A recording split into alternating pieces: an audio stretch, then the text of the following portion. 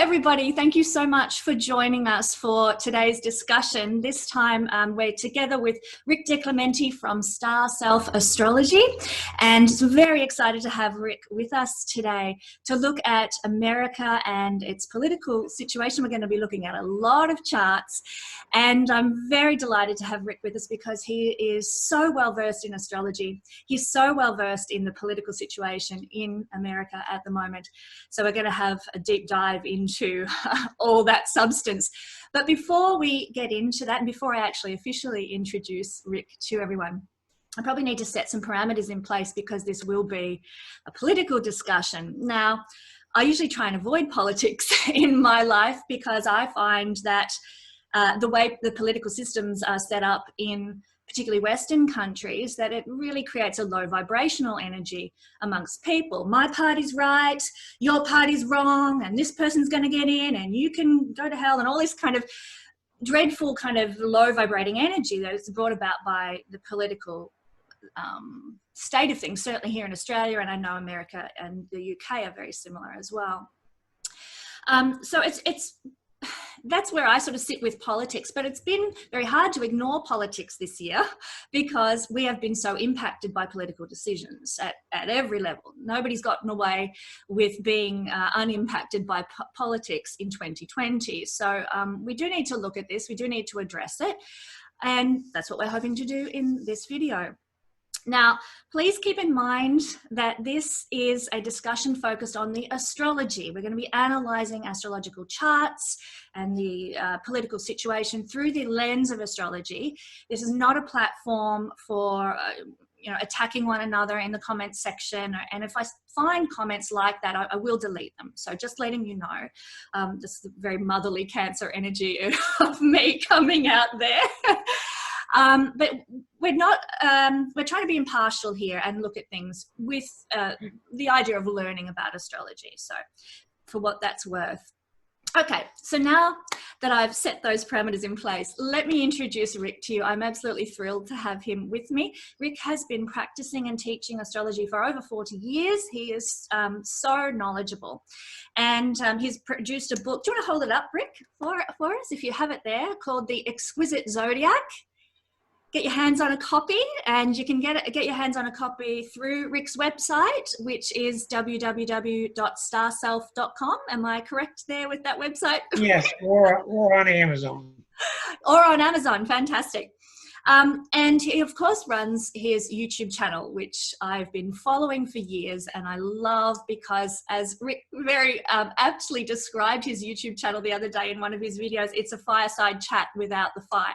And I thought that was a beautiful analogy for... It gets me off the hook. It does. But the thing that I love about it, Rick, is that it's done quite intuitively. What you discuss is done very intuitively, and you've got this wonderful plethora of astrological knowledge, and we were talking before this video about your love for the outer four planets, and that comes through very strongly.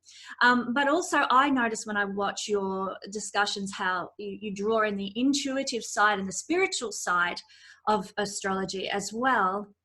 And for those who know what this means, Rick has 3 out of a possible 4 of the major spiritual fixed stars in auspicious placements in his chart. He has Vega on the ascendant and former heart Deneb on his moon. So when he does astrology, he does it very, very intuitively, and it's beautiful to watch in his discussions on his YouTube channel. So check it out, everybody. Now, after that big spiel, welcome, Rick.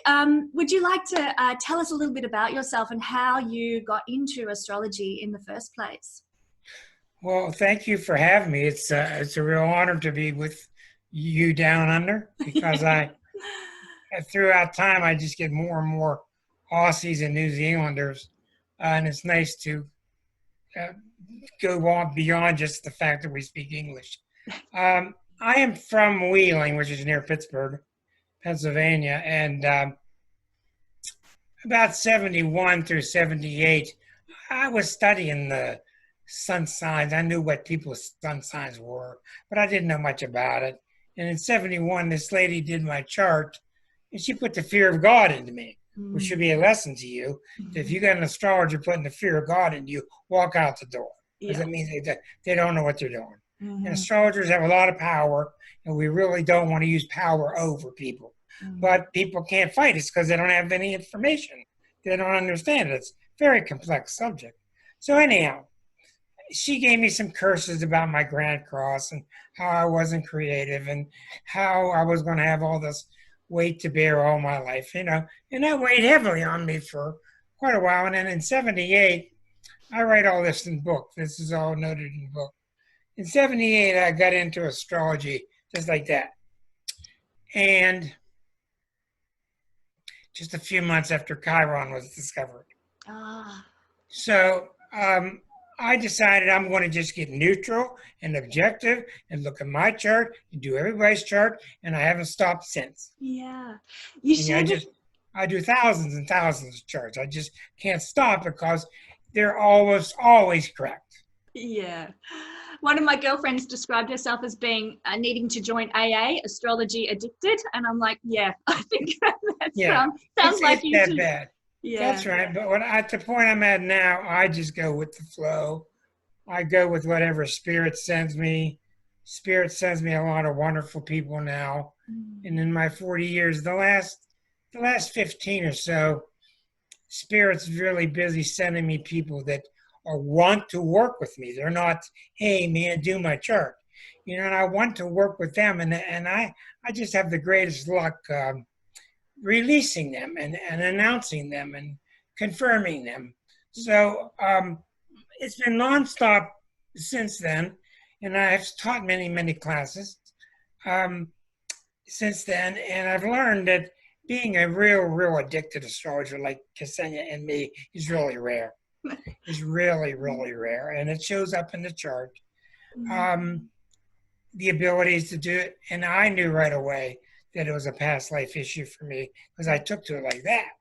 But anyhow, since then, I've been doing lots and lots of charts. I ended up finding a wonderful girlfriend about 13 years ago, and she's Aquarian, and she's been doing it 1 year longer than I have. Oh, fabulous. So she's kind of the co-author on this book. And I just do everything astrology, and I really am reticent to listen to this weekend stuff like Venus will be here and Cosmo magazine and where's your full moon going to be. I deal with the heavyweight stuff. I deal with the Saturn, Pluto, the changes in the ages. That seems to be my specialty. It does. And that then gives a lot of weight to what we're going to talk about today, because these sort of generational influences and so forth are found in the outer planets. You're also, I know, very interested in the effects of Eris. And I'm heavy duty into Eris. Yep. Yes, ma'am. Yeah. She's the one right now. Yeah, I think she's fascinating. I recently did a video looking at a prophecy from 500 years ago from the Incan peoples. And of course, that ties in the 558 years cycle of Eris ties in with that. And it was my first sort of dive into what Eris is all about. But I know you've been looking at her and evaluating her for years. Well, she's raising hell right now everywhere, especially in the U.S. chart. But she's raising hell now because she is a lot like Pluto, only more severe. And she is done. This is where everybody's getting this feeling now of, I'm fed up with this. I can't stand this anymore. No more injustice. You see what's happening with Black Lives Matters in the United States, and it's happening throughout the world. People are fed up with being discounted. Yep.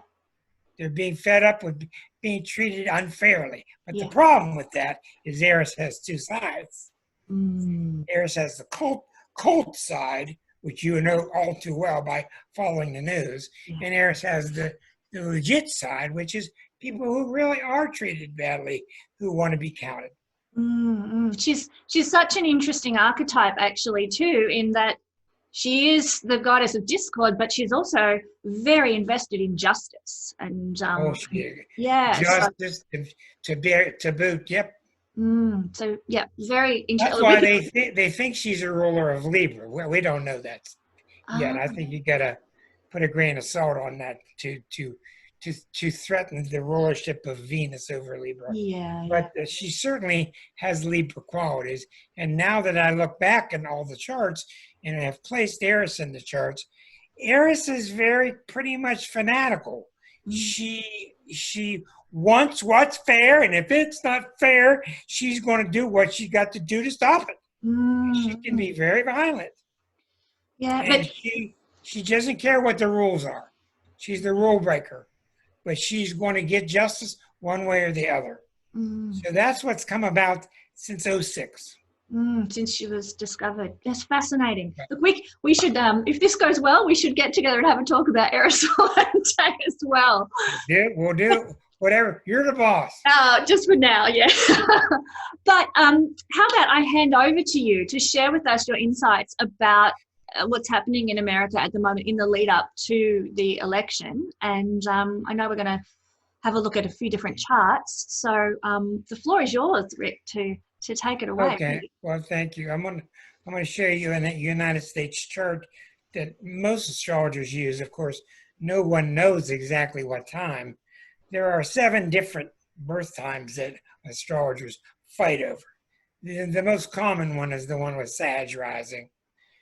The trouble with the United States chart is there's strong evidence that they chose the birth time, which is around 5:15 in the afternoon on the 4th of July, 1776. There's strong evidence that astrologers were involved. We know Franklin was an astrologer. We know Jefferson was an astrologer, because the chart with the planets that existed at that time is just unbelievable. Yeah. So what I did is I have a weekly show on the web, on the YouTube, called Astrology Unplugged. And you can view almost 200 videos of the last 200 weeks. I'll put the link in the description below for people if they want to check that out. Yeah. Astrology Unplugged. It airs on 8:00 p.m. Eastern Time, United States, on Thursday nights. So I did a video labeled episode 180. So if you go to YouTube, if you want to see it, type in Astrology Unplugged 180, and you will see me walking through what the chart looked like in 1776, when Saturn was the outermost planet. And it's beautiful. And then I went on and showed what happened when Uranus was found in the 1800s and what it did to the chart. Then we added Neptune in the 1900s and saw what it did to the chart. Then we added Pluto. We saw what it did to the chart. Then we added Chiron, 1977.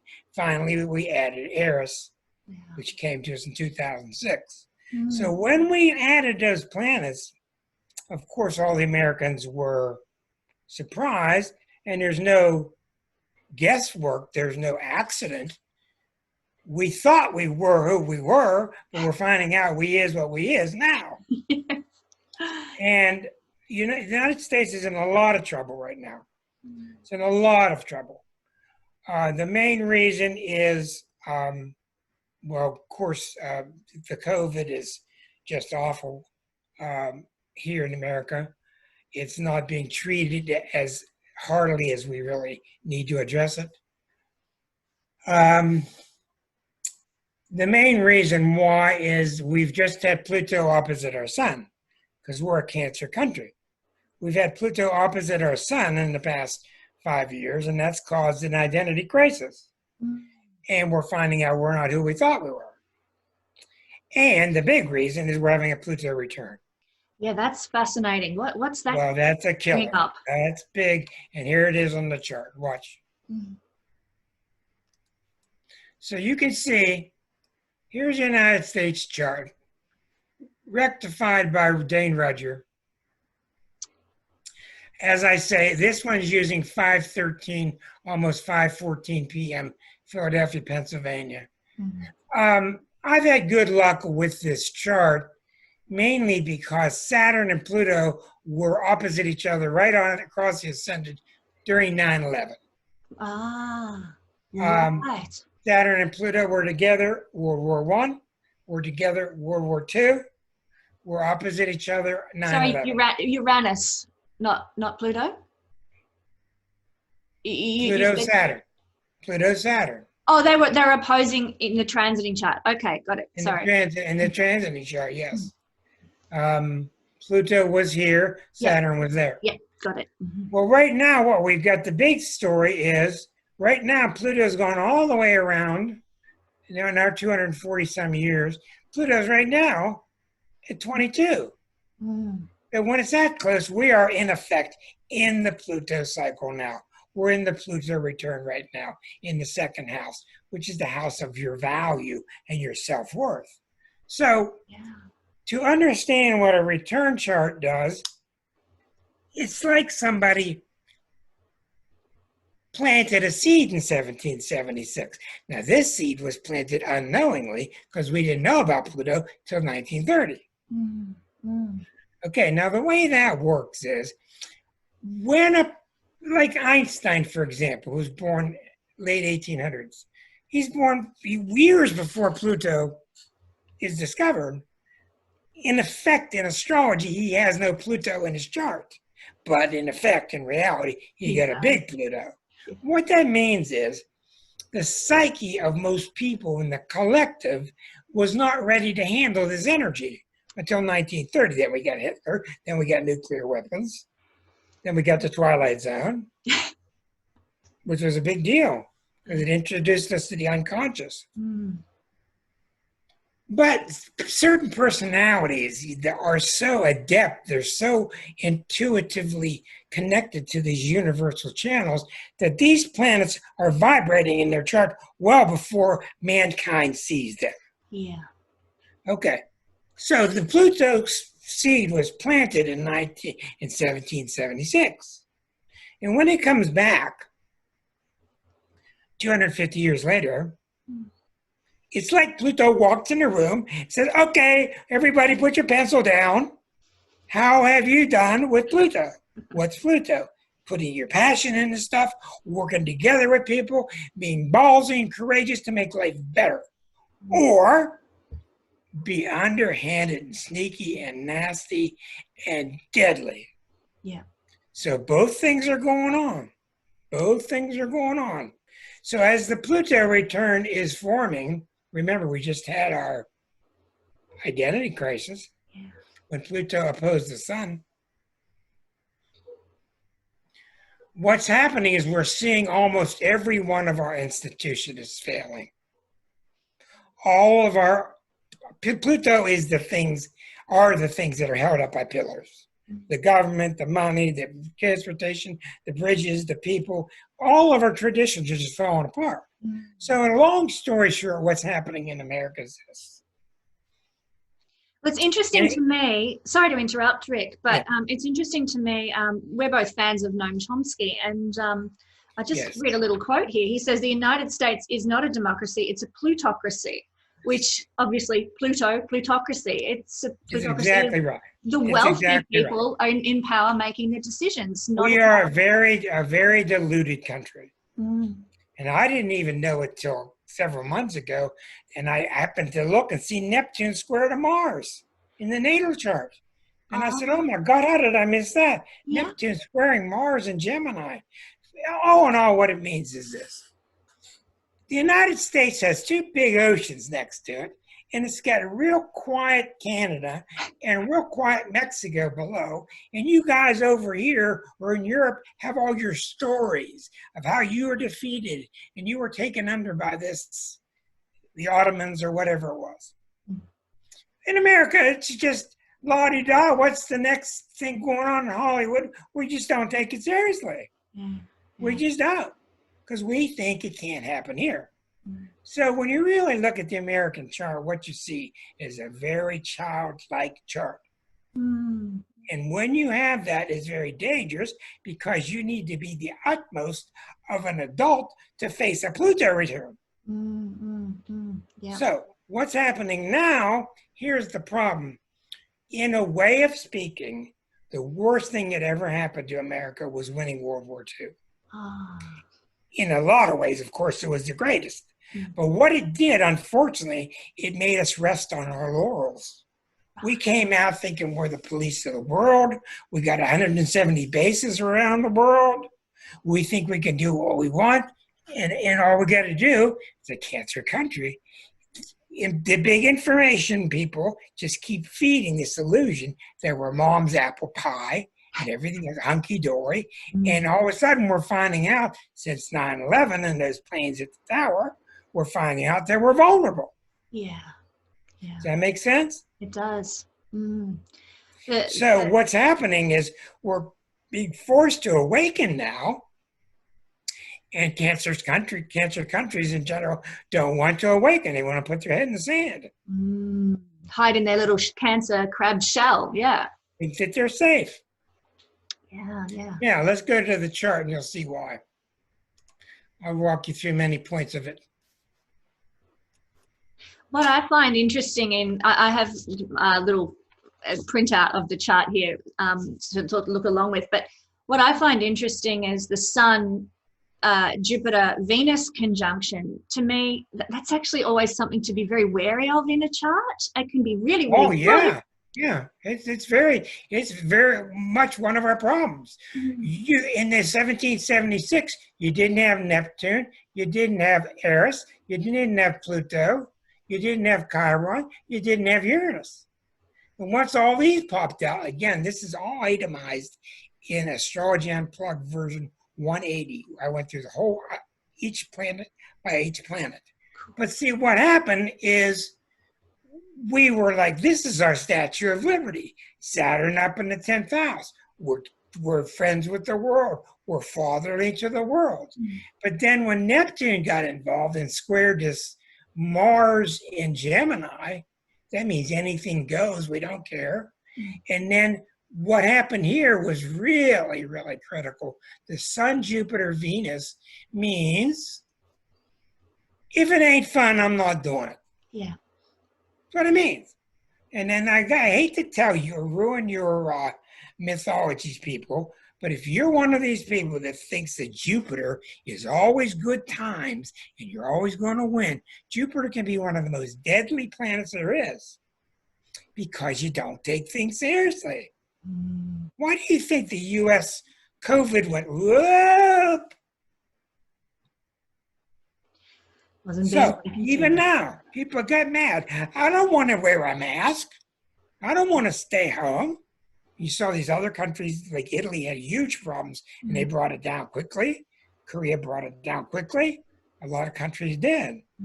So that's what's going on. Now, at the same time, what's going on, and this is kind of a worldly. Some of these things I'm talking about are worldly, some are American. America's having the Pluto return, the world is not. But the whole world is having Pluto crawl through Capricorn, and it's square to Eris. That's what's going on now. Pluto and Eris are square to each other. And this is the big deal. And this means all the things that we have put down and treated unfairly, they're going to raise their heads now. So what I'm trying to get to is things are very severe worldwide and with America, and they're also wonderful. With shows like yours, shows like mine, people are coming out of the woodwork, and they're all kind of light workers doing all kind of work and developing all these wonderful qualities. So I've noticed that's really taken off since 2012, Rick, that there seems to be the awakening of so many people. Exactly. And that's the one they kept telling us, December 21st, 2012. Yeah. And I kept saying, nah. And they were exactly right. Yeah. They were exactly right. This, what was it called? The shift. The great shift of December of 2012. Well, they were right. They were. So now what's happening, and I just put this together recently. Now what's happening is this. We are going through something now as a planet that's equivalent to the coming out of the Dark Ages. Yep. It's that big of a deal. In the old days, I'd watch Venus, and I'd watch Mars, and I'd watch Jupiter, and I'd write all these newsletters. But what's going on now, I just put all the pencils down. What's going on, the story now is Pluto and Eris. Yeah. And that means, like I tell my listeners, that means, especially Americans, you're not getting up in the morning and getting on your pony. Tomorrow, you're not going to get up and get on your little pony because your pony is gone. You got to get your butt up on this great big stallion because we got big work to do. And a lot of people are going, I want my pony. Too bad. It's time to grow up. Exactly right. Now, what do you see, Ksenia? Oh, the thing that strikes me, and I don't want to sort of, I'm an Australian, I'm not an American, so, I don't live in your country or anything, but with Saturn and the Sun, sorry, not Saturn, Jupiter, the Sun, and Venus, I always find that Jupiter expands whatever it touches, and the Sun is ego, and Venus is self-love. And so, yeah. That's also very late. It's also the symbol of laziness, too. Yeah. So, my observation of Americans is not so much that I think they're lovely people, and I have not observed that they're lazy, but then I don't live in the country to I don't mean lazy in terms they don't want to work. I mean that we just got this false belief that hey, we're Americans. Everybody knows we're number one. It's going to just come to us, eh? Yeah, exactly. But we're starting to see, no, it ain't so. That's right. It's that everybody loves me because I'm wonderful, and you are wonderful, but, we have wonderful people just like Australia, yeah. What's interesting is the comparison. When you guys were having your Pluto-Sun opposition, I think Australia was going through its Pluto-Sun conjunction, actually.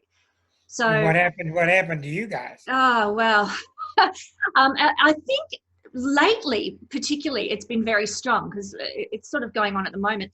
But our reputation, it's in the 10th house, Sun-Pluto conjunction, and our reputation's really, we're not Crocodile Dundee anymore. You're not having a Pluto return because you're younger. No, that's right. Not a Pluto return, but Pluto with Sun, the identity, like you described, the identity crisis. And, we've always been this easygoing country and, riding on the sheep's back and the lucky country and all that sort of thing that Australia's known for, and Paul Hogan.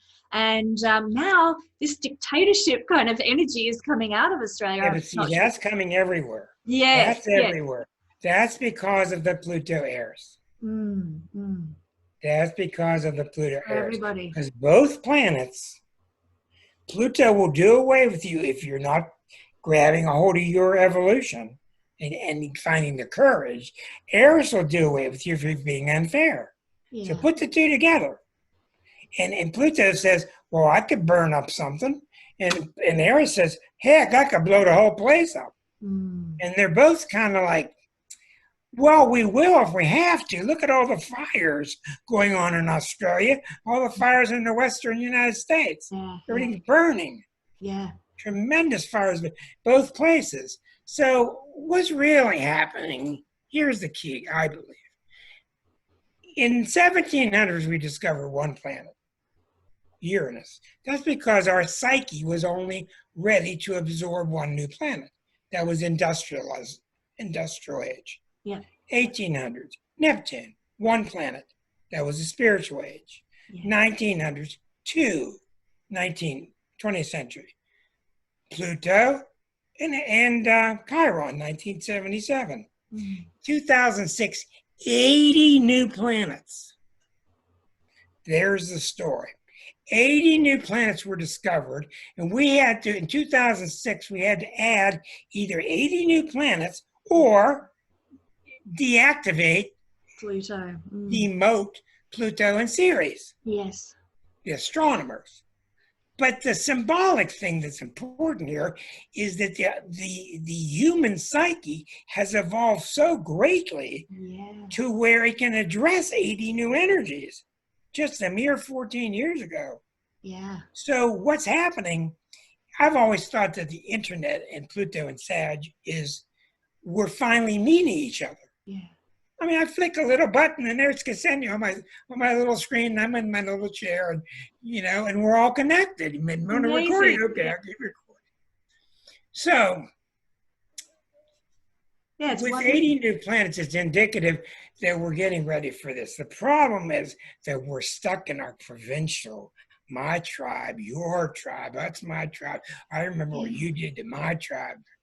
And that's the very Cancer energy, isn't it? My tribe, It's my very community. it's very Cancerian. It's very deadly. Mm. And then we get a leader in this country that comes to us from populism, and say what you want about him. He's very popular because he wants to return to the old days when the police just kicked someone's butt. You see? Yeah. And that's very attractive to somebody who can't understand what's going on, can't fathom how fast evolution is going, and they want to put the brakes on and just go back. And that's why he can do anything he wants and gets away with it. Mm. It's interesting. His chart is fascinating, actually. His chart is the imperfect chart of imperfect charts.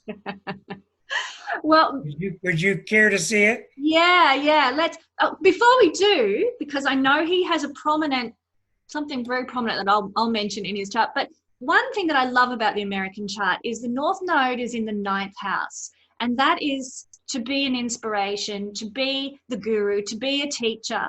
And I think that my work with the North Node is that we're moving out of our past South Node, and our destiny to grow up into essentially is to grow up into our North Node.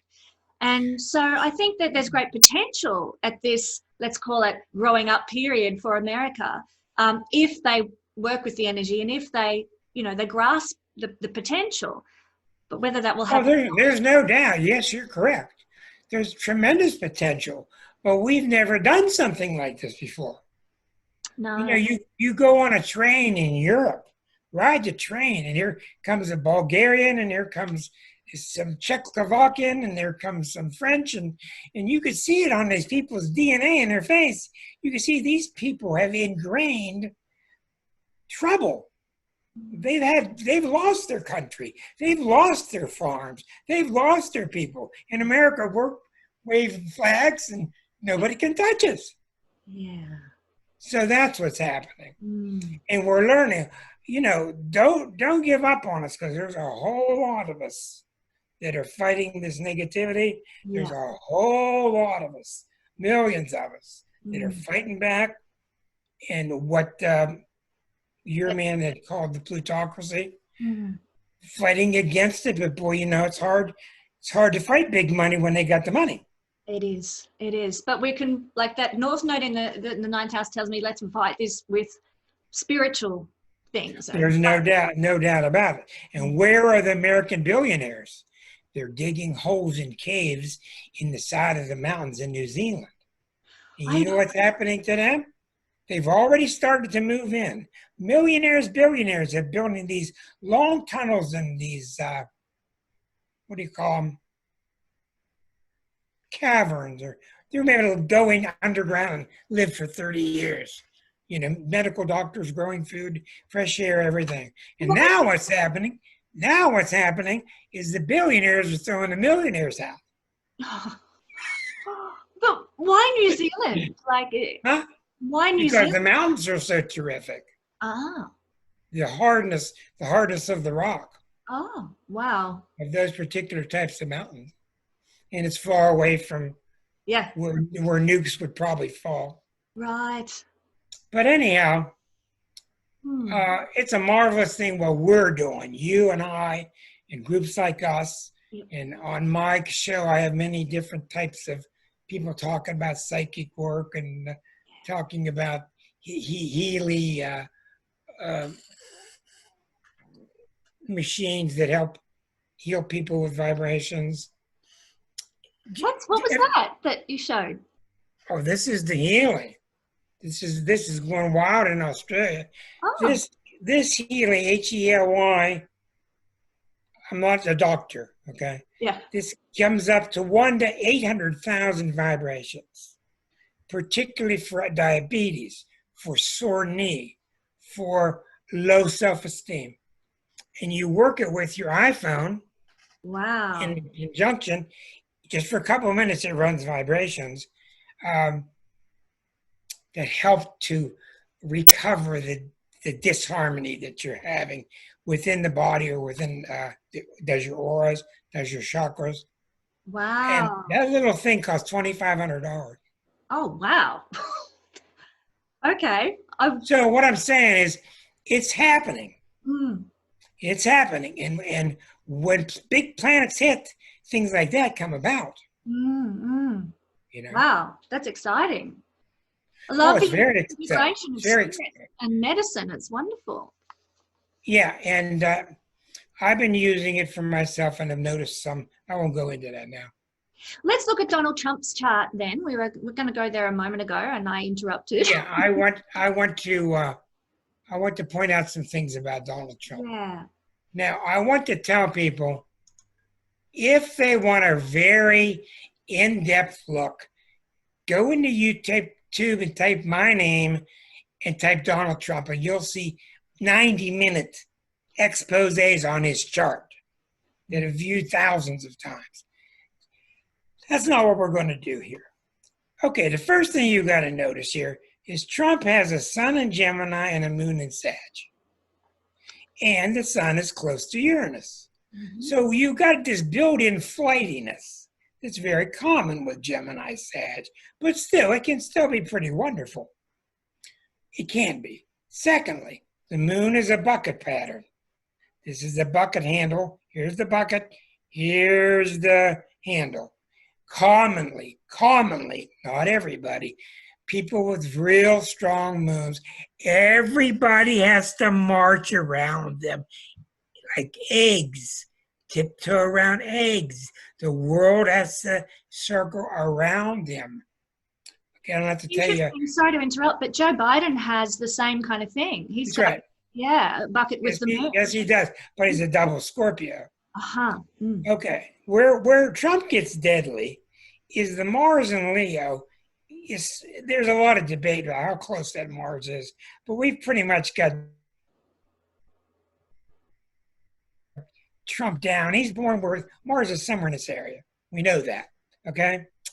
When Mars is in Leo, you defy me, you think I won't, you think I won't, I will. That's Mars in Leo. I have Mars in Leo, and I will concur. That is correct. Yeah, but you're a sweetheart. No, hiding behind my Pisces veil, yes. The real deadly problem in this chart is right here. This is the Venus, Saturn, and Cancer. Nobody loves me. And he uses every other sentence. He's got the word, it's not fair. You don't treat me fair. So what he does, and we know he was very much abused by his dad. Mm. But what he does is he's making everybody pay for it. Because it's a Cancerian quality that if I'm going down, you're going down with me. If I'm going down, you caused it, you're going with me. It's not a real forgiving sign. No. It's understandable. But what's happening now is his weak spot.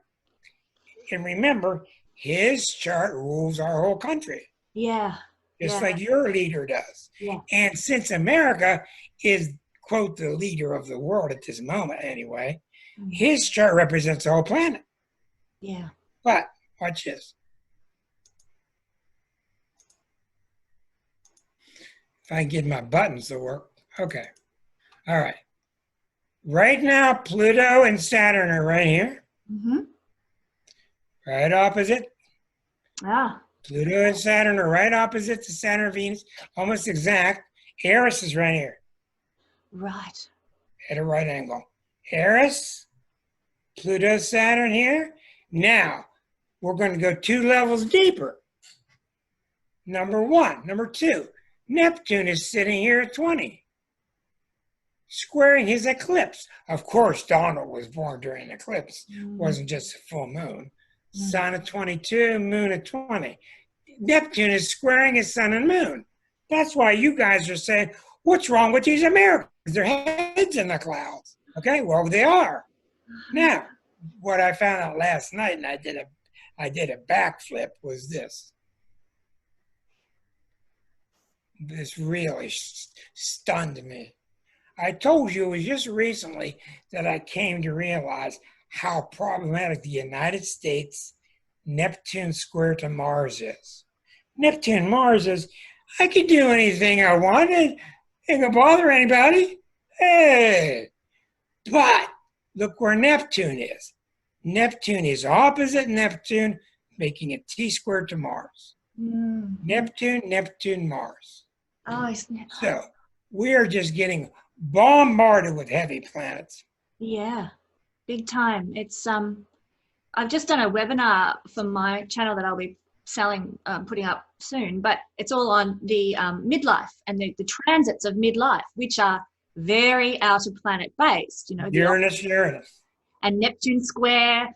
A lot of people will have their Pluto square as well. Saturn square. Yep, it's all, and we know that midlife for people is very much about, it's like a second puberty, you know, emergence into eldership. Yeah, and it has a seventh house connotation. Yes. All oppositions have a seventh house connotation. Yeah. Because I'm a very big believer in the solar zodiac. Whatever I'm using as the target, I put it on the ascendant. Yeah. I got to put it over here for you. Whatever I'm examining, I put it on the ascendant. Then I put the target, the moving planet out here. Yeah. So that's why Uranus opposite Uranus at age 42 has so much to do with relationships. Oh, if she were better in the bedroom. Oh, if he were better bringing home more money. So I'm going to get some young chick and go to Las Vegas, you know. It's a myth. Yeah, well, it strikes me that it's these big outer planets that are mostly involved in our maturation as human beings. And exactly. Same goes for the countries and what you're describing here. With the other ones move too fast. Yeah, that's right. They move too fast. So America is on the threshold.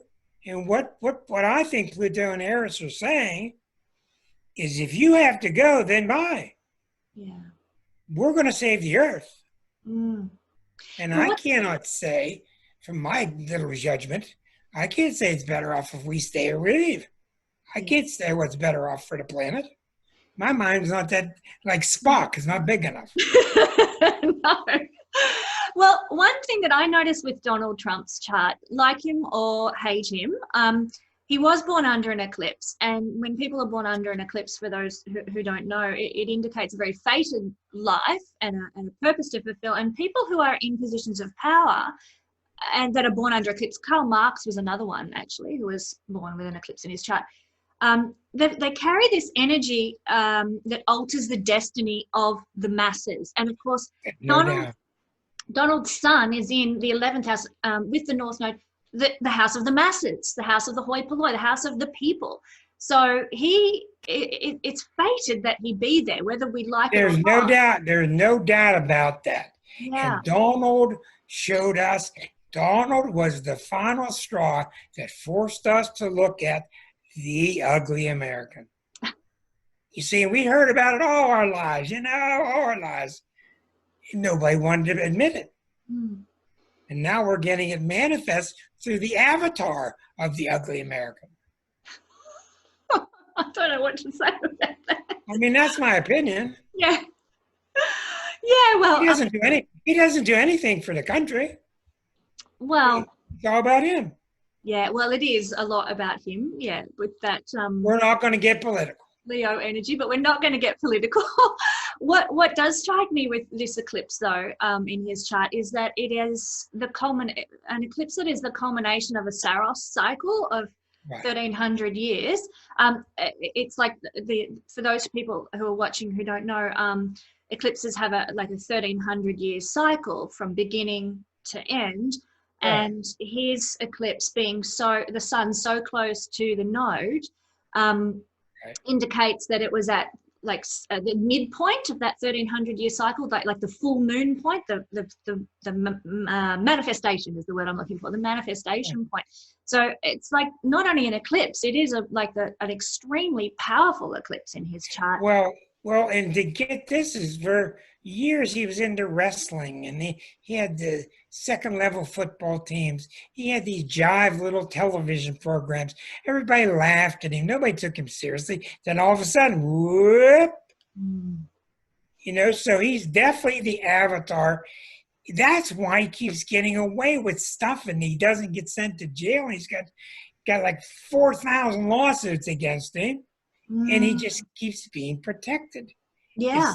It's because, well, I don't want to get into it, but he is our mirror. Yeah. We need a mirror. America needs a mirror more than it needs bombs. Yeah. And like it or love it, he is the catalyst for awakening, you know? There was no doubt. So, now, you want to look at Biden, right? yeah, let's look at him. Let's look at him too. The thing, while you're getting Biden's chart up, with Donald Trump's chart, he has the majority of his planets in the hemisphere of free will. So yes, his life is fated with the eclipses, but the free will, like, I'll do it my way. I'll make life happen for me the way I want it to. I'll fund my campaign. That's all there. And what's interesting in Biden's chart is that he has all the planets in the upper hemisphere, which is often an indicator of someone who has a lot of great success early in life. Now, I know very little about Biden, I've got to say. You might be able to fill me in, Rick, but I'm assuming when I see this chart that he was very able to achieve a certain level of success quite young in life, or some sort of yes, very, very early, right. Well, So, your viewers need to know something from my perspective. You've done a hell of a lot of work in 10 years. Me? For you to attain the knowledge you've got in 10 years, I've been doing 42. Oh, thank you. And I've worked very hard. You have very, very advanced levels. I've trained enough people. For somebody that's only doing it 10 years, you have the experience of somebody that's been doing it 25. Wow. Thank you. I think I've done need it to for hear that. a lifetime, I think. Well, you are born to do it, yes. The thing that comes so clear is that he's got 4 planets in Scorpio, and this is just not good here. You don't want planets right across the ascendant, especially with Uranus. And he's got Venus right across from Uranus. 3-degree ascendant, 28 degrees here, 2-degree descendant, 3 degrees, Saturn here. This is just too much tension. And this is where the man got known for being a stutterer. When you have a conflicted Uranus, your energy does not come out smoothly. I have Sun opposite Uranus. It comes out real fast. Now, as Arroyo tells us, Venus opposite Uranus is the flirt. Oh. And then it borders on being phony.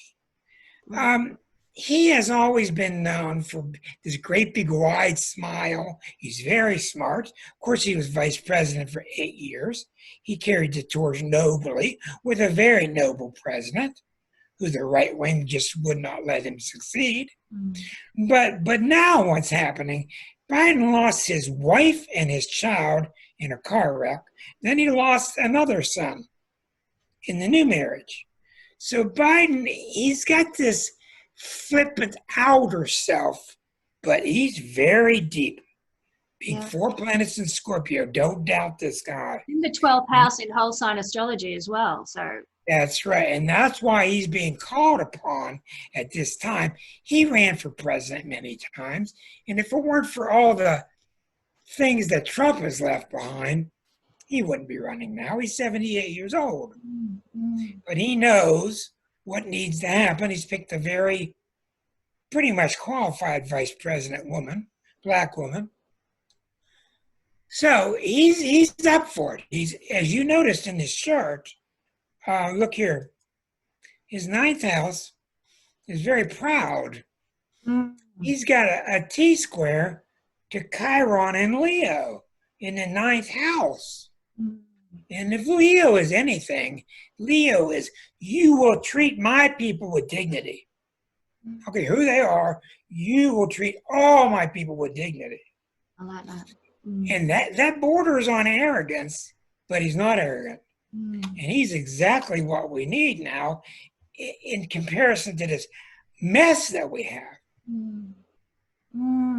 I notice with a lot of presidents have a heavy 12th house energy. Trump also has this, but it is considered that the 12th house stellium like this is representative of the collective unconscious, and that you know, being a representative of the collective unconscious, what the collective really needs, what the collective really wants. That's exactly right. Mm. My son is in the 12th. Yes, yes. With Chiron. Mm. Yeah, you're exactly right. It's a place of no thanks. Yeah. You always finish second. You're not seen. It can be hidden enemies as well, which yeah, it can be, but I think the 12th house is very misunderstood. I mean, you study the zodiac, and you go in first house, second house, third house, and you go through all the houses, and they get better and better and better and better. And all of a sudden, it's a trash heap in the 12th and final house.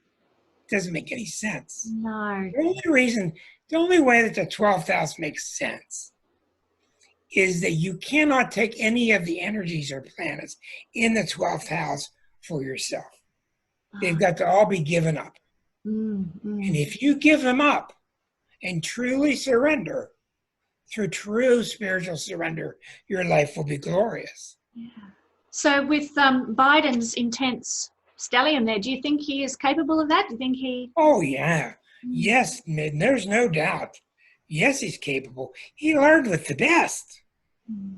He learned with Obama. Obama's as slick as pudding. I mean, just smooth, never upset anybody. I mean, kept everybody. He was very noble, Leo energy. Obama always had his head held high. In the right wing always thought he was arrogant, but that wasn't arrogant. That was, you go low, I'm going high. He kept his nobility about him. That's what they shared. And he's picked a very tough running mate. So I think if something happens to him because of age, I mean, Trump's playing it up like he's about to die, you know. Their final debate is tomorrow night, if you want to call it that. Yeah. But no, he's got a lot of nobility, a lot of respect for the military, a lot of respect for family that's suffering. He's a king of compromise. He's been in the Senate 47 years. Right, 47. He knows what it takes. A lot of longevity there. Yeah, you know your stuff. If you made it that long, you must know how to wheel and deal. You have to. And in fact, 12th house planets are all about sort of hidden backdoor deals as well. Not that that's a bad thing. Sometimes that's, you know. And what did I keep warning people about? As Pluto was opposing our sun, I kept warning for people for 15 years now. That's a 7th house quality. Pluto opposite our sun, which is the 7th house of open enemies. So I kept saying, we're going to have to start treating other countries better or they're going to trash us. Yeah. Now it's coming about. He's trying to leave the UN. He leaves the Paris Accords. He leaves the Arabian nuclear deal. And it's a marginal Leo. I don't need nobody. See, that's what Biden's going to do. He's smart enough to go back and heal these international relationships. So my question to you is, who do you think is more likely to win? Not based on what's happening popularity-wise in America, but according to astrology. Are you into making a prediction? No, you don't have to. No, I never make a prediction from a chart. I don't believe that. I believe very much in Richard Tarnas, who says that, author of Cosmos and Psyche, that astrology is not concrete predictive. It's archetypally predictive. Every single thing in my being thinks that Biden will win, but we went through this last time. We found out in 2016, all the pundits, they had her winning so big, and they were wrong. So I still think it's 50-50. And you wouldn't believe the people here that are pro-Trump, and you can't say a word. They just will defend him to the death. Well, it's but I do think that he's, the same in Australia with, certainly in the state where I live, and the leader of the state where I live, who has, you know, been really tough on people, and people just still think he's God, you know. So, I I mean, people are entitled to their opinions, and I love that. I think it's going to be Biden.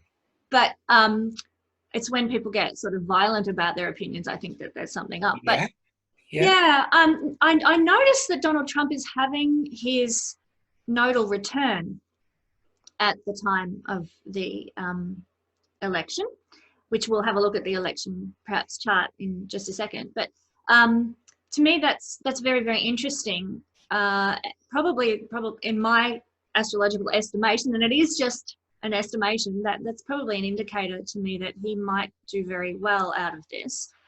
But what concerns me, Rick, and I'm not sure if you've come across this theory, but there's a gentleman whose name escapes me, has done a lot of work around the presidents who have been in office or in an inauguration year when we have a Jupiter-Saturn conjunction. And this fellow, I wish I could remember his name, I should have written it down, has done research over the history of the United States and found that every time we have a Jupiter-Saturn conjunction, the president who is in office or is inaugurated in that year dies in office. He's either assassinated. Abraham Lincoln was one. John F. Kennedy was one. I do not think at this time that Jupiter can play with the big boys. and the big boys are Pluto and Eris. We're talking about epochal changes. And a little tiny Jupiter, 1 year per sign, even though it's a huge planet, is not going to help him get away with it. You see, here's where I'm coming from.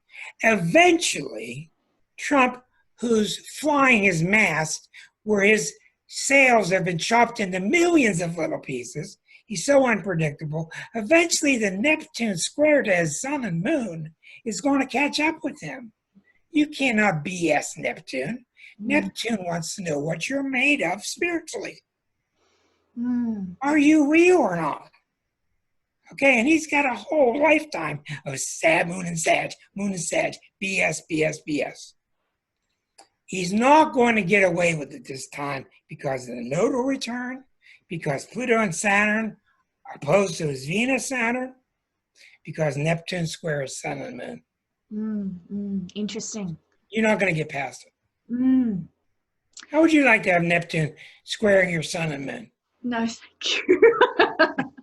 I tell my clients, go away, come back when Neptune's gone. I do. I just go away. I don't want to read for you for a couple of years. Yeah. Because it's impossible. You can't nurse somebody through a Neptune cycle. It's just, it's you and God, baby. I was actually listening to a lecture about Neptune this morning, funnily enough that you should mention this, but it was talking about how Neptune, Uranus is where we get what something new, and Pluto is where we dissolve the old, and Neptune in the middle is where what were they saying? I've got to quickly think on my feet now. It's where we get an opportunity to make something out of our lives, but we are human and we so often miss it. And sorry, and that to me, like, we got an opportunity with every Neptune cycle, but we're human and we so often miss it. I'm like, but the final straw is this: the reason Trump is going to lose is because of this. The United States is going through a massive Pluto time. And the number one thing Pluto does to a person or an entity when it's failing, when it's not grasping, it's getting up on the horse. I want my pony. The number one thing Pluto does to somebody who's not taking ownership of their courage is it separates them from the support systems. Number one. And to many millions of people in this country, Trump is their support system because it's an illusion. I don't care if it's real. Like Ram Dass said, I don't care if the 60s were real or not. There were so many of us. What's the difference? Yeah. So that's why I think the end of the dream world is coming in 2 weeks. Wow. But as I've done the election chart and all that, it's going to drag on for weeks or months. We're going to have a quick look at that, at the election chart then. Oh, it's nasty. It's got so much trouble in it. Here's the election chart. it's got good things in it, but it has real vivid problems. Here's the election, and I did it for 11 p.m. because usually in America, by 11 p.m. over DC, we know who the winner is. Well, you've got some good things in this chart, but you've got the T-squared of Pluto, Saturn, Jupiter. Yeah. See? You got Eris right opposite Mercury. Exactly. This is the fight for what's the mentality of this group going to be. So I think with the moon being bucket pattern, and the moon is in Gemini. Moon, what I'm saying here, isn't that interesting? Sorry, the moon's a bucket pattern again, just like both the chart. Right. And last week, which was episode 195, Astrology Unplugged version, episode 195. Last week I had my guest on, Stephen Poplin, who's been on 4 times. He and I both dove in, as you call it, on the election and inauguration and the time in between. So we spent an hour and a half last week, if people care to see that, analyzing that time period.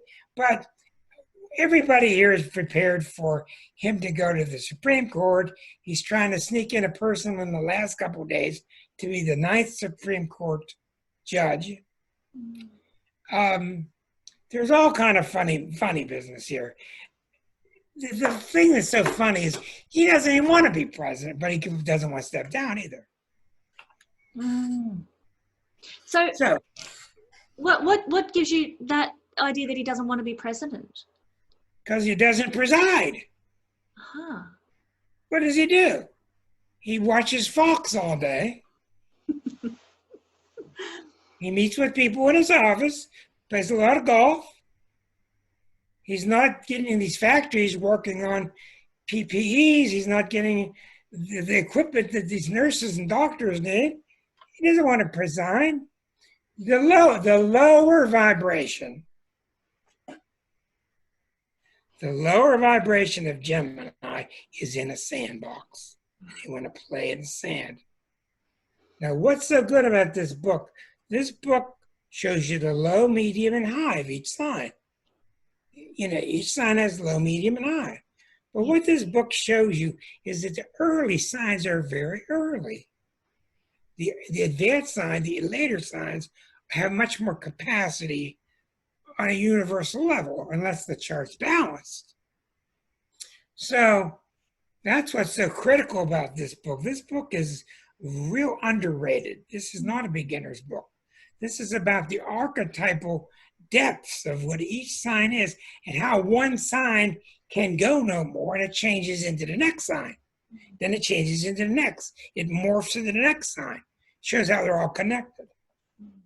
So the thing I think that you and I need to keep, and I certainly hope you and I can cross paths many more times, even having you on my show, which would be nice. We have to encourage people, the listeners, the viewers, because they're at home scared to death.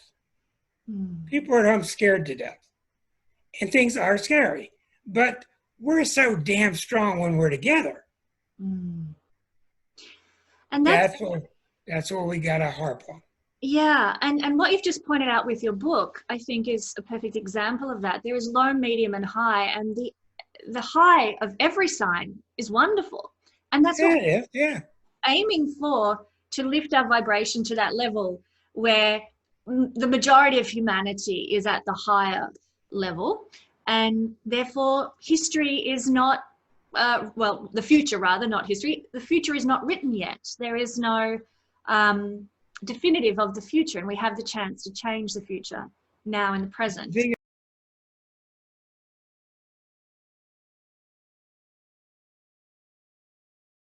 about astrology is, though, human beings don't know what it is. They don't know the value that it holds. They think it's this daily practice in the newspaper. They don't understand what's the archetypal urge of an Aries and why, and a Taurus and why. And each sign has all 12. And the original name of this book was Pisces, the Ultimate Sign. Oh, it is. And I didn't, there's no doubt about it. But I didn't think people would understand it, so we changed it. Mm-hmm.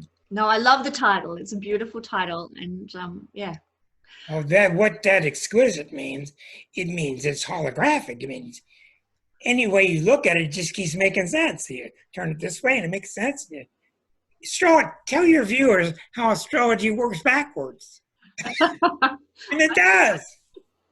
People have heard of progression. They've heard of progressions. You can do it backwards and it still works. That's because it's exquisite. I love using that. I suppose it's what you mean by backwards. I love looking at the partner and seeing the chart. Right. Yeah. Well, Rick, thank you. I think we should probably wrap it up here. But thank you so much for joining us for this discussion and look at so much substance in astrology. It's been a pleasure to have you. I hope I can have you back again. Maybe we could talk about Eros in the future, which would be an absolute delight. We'll talk about whatever's happening, and I've really enjoyed being with you. Thank you very much. Thank you.